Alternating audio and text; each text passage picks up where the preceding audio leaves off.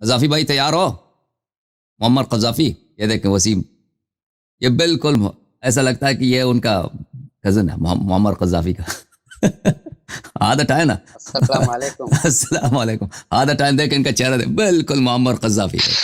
کسی نے فلم بنانا قذافی پہ، آپ کو اور رول دینا خیریت ہے چاہیے۔ حسن بھائی؟ خیریت ہے آپ؟ اللہ تعالیٰ آپ کو عزت دے۔ کیا نام ہے بھائی؟ امکان خیریت ہے سے؟ رول لینے کا۔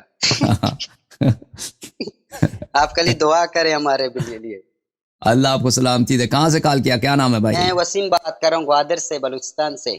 جی سر، وسیم بھائی گوادر سے۔ جی آپ اوکے، خیریت سے؟ آپ کا بڑا الحمدللہ، اللہ فرینڈ ہو، تعالیٰ آپ کا کو احسان بہت ہے۔ عرصے سے میں سن رہا ہوں حسن بھائی۔ تھینک یو سر، اللہ آپ کو جزائے خیر دے۔ کیا حکم ہے وسیم بالکل صاحب؟ صحیح کام پہ آپ اچھے کام کر رہے ہو، بالکل۔ ادھر گوادر میں شیعہ تو نہیں ہے؟ اور یہ ابھی تک نہیں ہے، ایک دو نکلیں گے اگر ڈھونڈ لیں۔ اچھا صحیح، اوکے جناب، اللہ آپ کو سلامتی دے۔ اچھا تو آپ کا میں بڑا فین ہوں، آپ کو میں 8 مہینے 7 مہینے سے حسن بھائی دیکھ رہا ہوں۔ جی جی، بڑی اچھے گفتگو آپ کرتے ہیں ماشاءاللہ، اور اچھی اللہ آپ کو طریقے سے عزت۔ سمجھاتے ہیں، اچھی طریقے سے گائیڈ کرتے ہیں۔ اور آپ کا سب سے بڑا جو اچھا چیز ہے، مجھے یہ پسند آ رہا ہے، آپ ہر چیز کا دلائل دیتے ہیں، یعنی بالکل اللہ آپ کو ثبوت کے سلامتی ساتھ دے۔ آپ ہمارے سامنے رکھتے ہو نا۔ تو جی کچھ بالکل۔ باتیں ہوتے ہیں، کچھ بندے ہوتے ہیں اور خالی تقریریں کرتا ہے، دلیل نہیں دکھاتا ہے، حدیث نہیں دکھاتا ہے۔ جب کوئی ایک بندہ دلیل آپ کو دکھاتا ہے، حدیث دکھاتا ہے، تو اس کو ہم نہیں کر سکتے بھئی یہ خراب ہے، یہ صحیح نہیں ہے، یہ جھوٹ بول رہا ہے۔ تو آپ کو قرآن پڑھ کے بتا رہا ہے، حدیث پڑھ کے بتا رہا ہے۔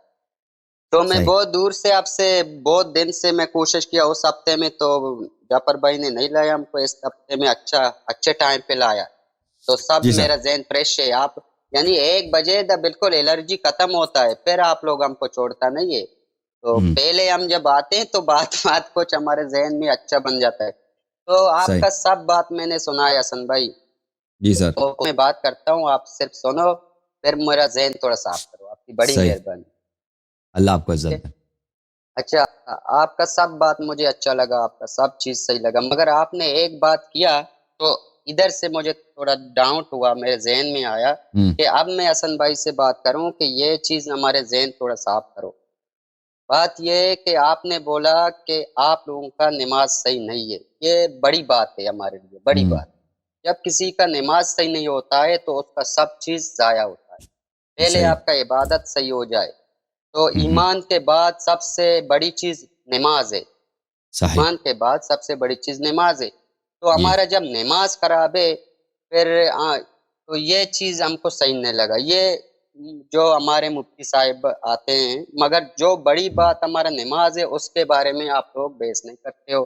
اصل چیز ادھر سے ہمارا خراب اگر ہے آپ کی بطور، ادھر جی سے بھئی آپ نے ایک سیشن میں خود بھی بولا کہ بھئی آپ لوگ ہاتھ باندھتے ہو، آپ لوگ کا نماز نہیں ہوگا، بالکل صحیح، یہ آپ نے بولا نا ایک سیشن پہ، صحیح، ٹھیک ہے؟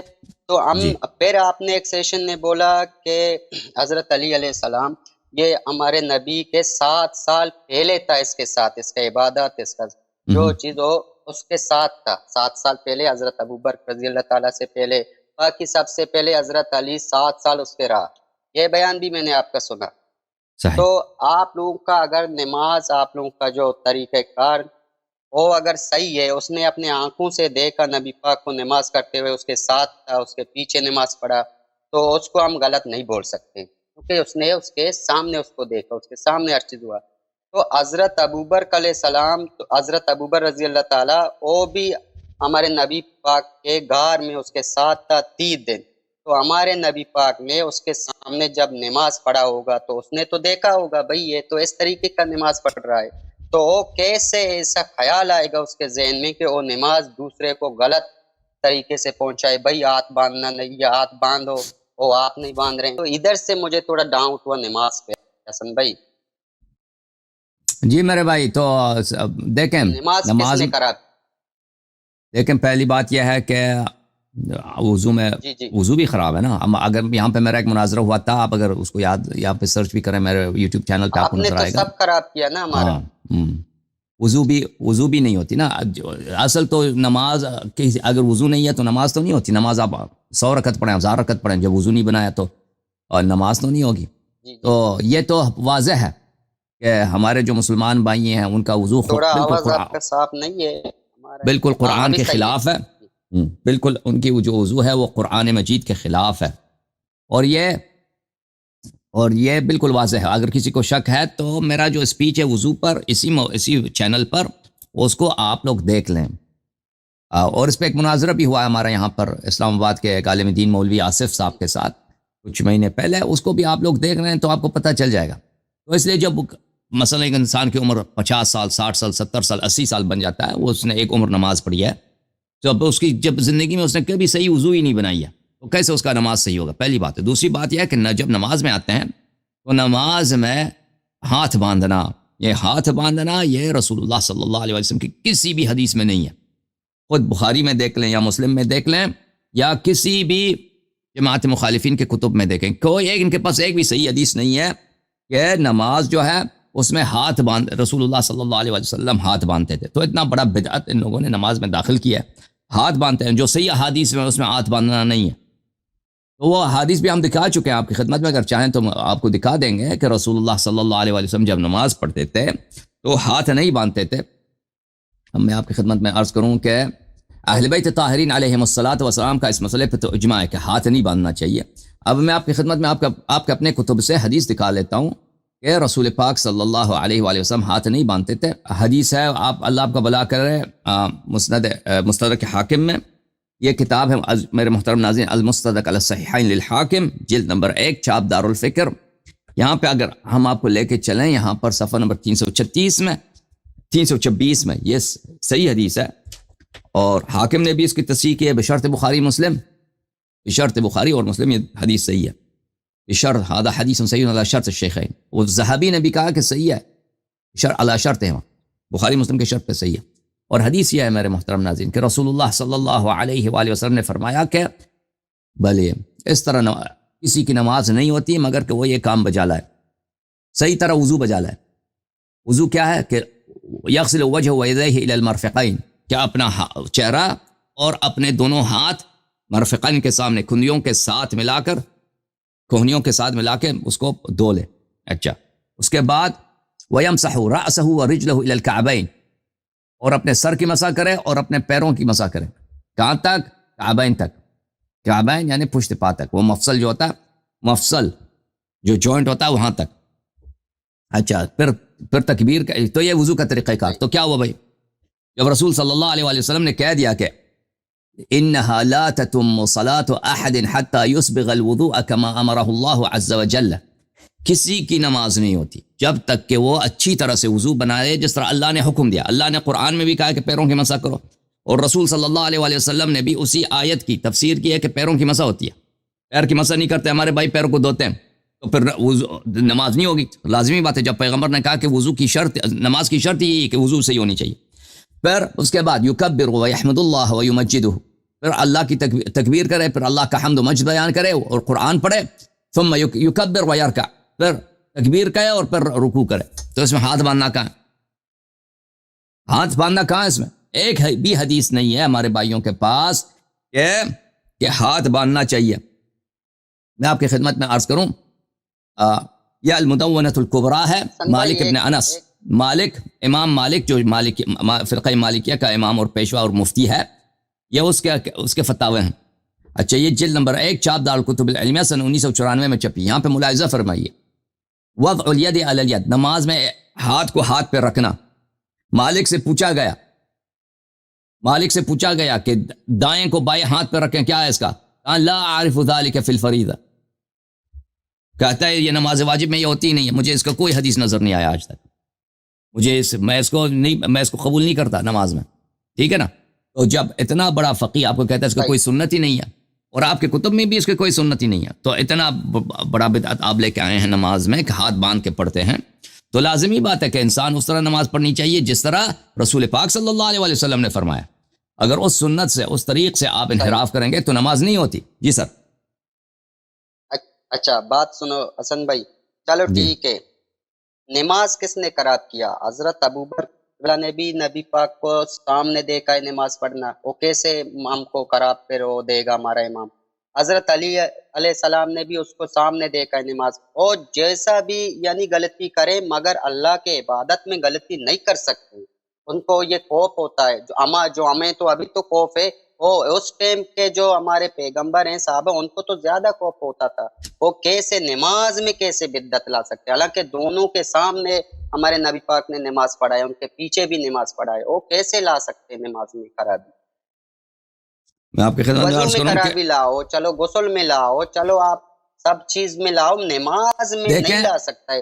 بقول ہے آپ کا ایک بات اصل، اگر آپ کے یعنی حساب سے ہمارا نماز جب ہمارا صحیح نہیں ہوگا تو وضو آپ صحیح کرے، چلو غسل صحیح کرے، سب چیز صحیح کرے، آپ کا نماز سب خراب ہوگا، پھر سب چیز کا معنی نہیں رکھتا ہے۔ وسیم بھائی آپ جو نماز فرما رہے ہیں نا خراب کہ ہے پھر صحابہ وہ خراب چیز نہیں کر معنی نہیں سکتے، رکھتی۔ دیکھیں رسول پاک صلی اللہ علیہ وآلہ وسلم نے فرمایا کہ تم اسی راستے پہ چلو گے جس راستے پہ یہود و نصارہ چلے تھے۔ حضرت موسیٰ علیہ السلام کے جو صحابہ تھے انہوں نے کیا کیا؟ انہوں نے بچڑے کی عبادت کی، انہوں نے حضرت موسیٰ علیہ السلام کو کتنی دفعہ تنگ کیا، بار بار مختلف مسائل پر۔ حضرت موسیٰ علیہ السلام نے وہاں ان کے متعلق یہ بھی افواہ مشہور کر دی کہ یہ مرد ہی نہیں ہیں، یہ جو ہیں بھلے کہ یہ حضرت موسیٰ علیہ السلام کی مردانگی نہیں ہے، یہ عنین ہے۔ ہاں حضرت موسیٰ علیہ السلام سے کہہ دیا کہ ہمارے لیے بت بنا دو آپ، تاکہ ہم بت کی پوجا کریں۔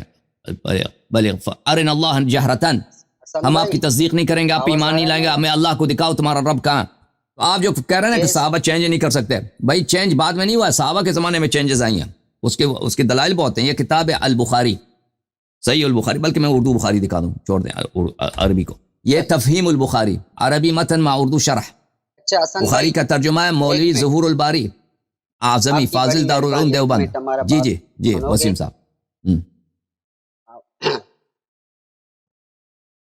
صحیح جی جی جی اچھا، میں نے بولا جو بھی ہو جائے، جو بھی مسٹیک ہو جائے، اللہ کے عبادت میں مسٹیک نہیں ہونا ہے۔ آپ جو مسئلہ امامت میں اگر مسٹیک ہو، ہمارے اماموں میں جو بھی ہو جائے، مگر نماز میں مسٹیک یہ کیسے لا سکتے ہیں؟ یہ لا سمجھ سکتے میں ہیں نا، نہیں آ رہا ہے۔ وہ بھی اللہ کا خوف نہیں ہے، پورا امت کو مثلا آپ کا پیچھے اب نماز پڑھتے ہو، سب کا نماز خراب ہو جائے، ایسا بڑا غلطی، بڑا چیز نہیں ہو سکتا ہے۔ یہ کس نے نماز خراب کیا ہم کو چلو خیر پتہ نہیں، مگر آخری سوال آپ سے میں کرتا ہوں، آپ کی بڑی میں مہربانی، اس کے بعد میں نہیں کرتا ہوں، باقی بندوں کا ٹائم میں ضائع نہیں کرتا ہوں، جی ٹھیک ہے؟ جی جی میں آپ کو ایک آیہ دکھاؤں قرآن مجید کا، اچھا قرآن مجید کے جی آیہ جی تم دیکھ دکھاؤ لینا بھائی، دکھاؤ ہاں دیکھ لو، آپ کہتے ہیں نماز میں یہ نہیں کر سکتے بھائی۔ یہ سورہ مبارکہ آل عمران ہے میرے محترم ناظرین، ملاحظہ فرمائیے آیہ قرآن مجید سورہ آل عمران، آیہ یہ ہے اذ تصعدون ولا تلوون على احد والرسول يدعوكم في اخراكم، اذ تصعدون، جب تم پہاڑی پہ بھاگ رہے تھے، ولا تلوون على احد، اور کسی کے طرف بھی آپ کا دھیان نہیں تھا، آپ سب کا دھیان یہی تھا کہ بھاگ جاؤ، اپنی جان بچاؤ۔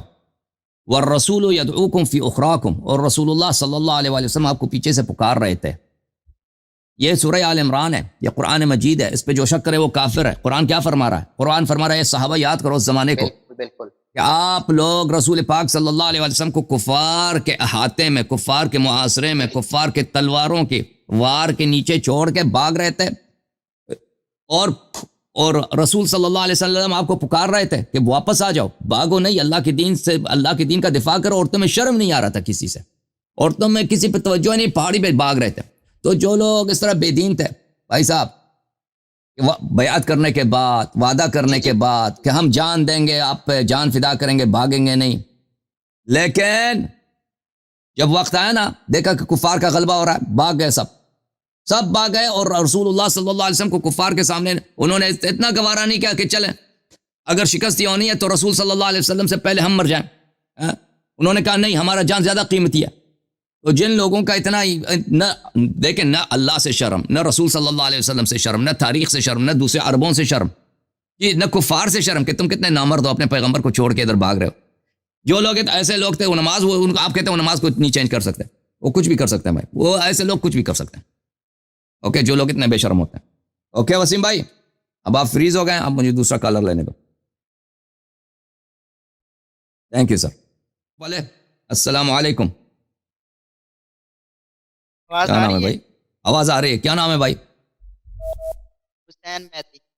حسین مہدی صاحب، کیا حکم کرنا دینا چاہ رہے ہیں؟ بات کریں، کہاں سے کال کیا؟ حکم میرا آپ میں لاہور سے کرتا ہوں، پاکستان لاہور سے ہوں، ڈی ایچ۔ لاہور تم کال کیتا ہے جی، اوکے کی حکم ہے جی؟ اچھا، میں نے آپ سے بات نہیں کرنی، میں نے اس حضرت سے بات کرنی ہے جو لائیو بیٹھ۔ قذافی صاحب سے؟ ہاں، میں ان کی ویڈیو بھی دیکھ رہا ہوں، ادھر سے ادھر سے میں نے کال بھی ہاں کی ہے، میں نے ان سے بات کرنی ہے۔